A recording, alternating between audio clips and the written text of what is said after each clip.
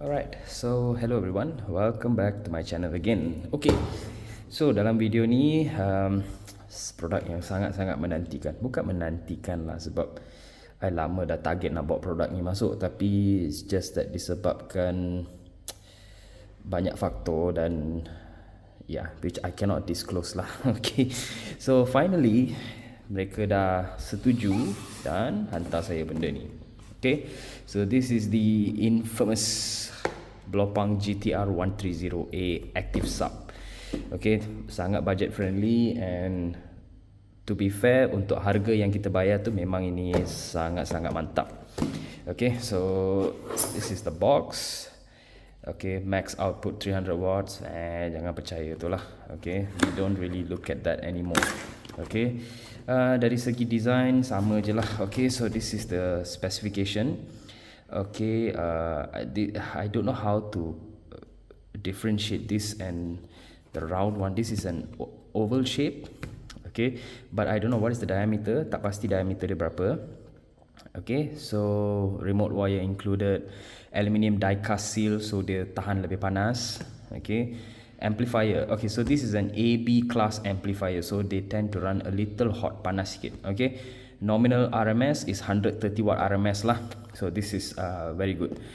Signal to noise ratio 91 dB, not bad for a sub. Sensitivity 92 dB, which is good. And it's a 4 ohm impedance woofer. Okay, frequency response 40 Hz all the way up to 150 Hz.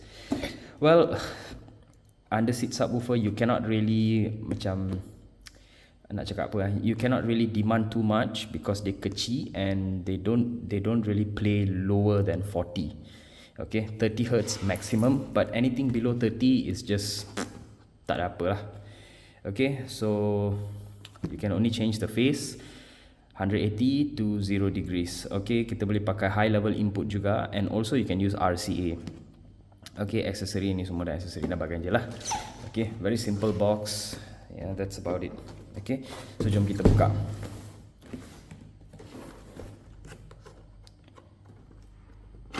Okay, so dah buka, you akan dapat polystyrene foam ni untuk cover woofer dia. Okay, so this one kita tepikan sikit lah. So kita fokus aksesori dalam dia.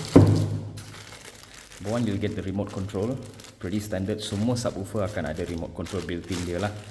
Okay, so that's that.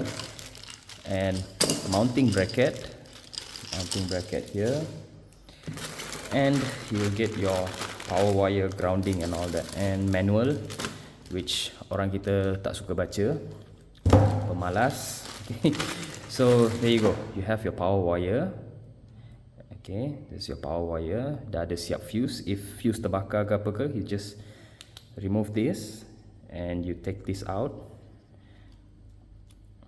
Okay, and then you just replace je. Okay, so the very convenient kind of design lah macam ni. Okay, we put this back, tekan balik, done. Okay, then close it. Simple as that. Okay, so you have your speaker level input connection. Kalau ini nak pakai tab dari bypass cable ke apa ke, so you can use your left right signal. Okay, this is the connection. So wire ni agak panjang Alright, so this is your remote wire. Okay, and your main harness. Okay, so your main harness untuk RCA. Let me just open this so you all can see better lah. Okay. Alright, so there you go. This is your main harness. Okay, that goes behind the sub. Okay, and all this is quite literally plug and play. Okay, so this one power wire goes in here. Okay, that's your power wire, and your remote wire goes here. Your remote wire goes here lah. So pasang macam tu, that's your remote. Okay, and your speaker level integration dia macam ni. That's it. Simple as that. It's very easy to install. Kalau nak buat DIY pun sangat senang. Except for the grounding. So it comes with a harness and also the terminal lug. So this one you have to put it where it's necessary lah. Okay. Now, sembang dulu. Let's go to the unit itself. And you also get this. This is I'll show you guys later. Yep.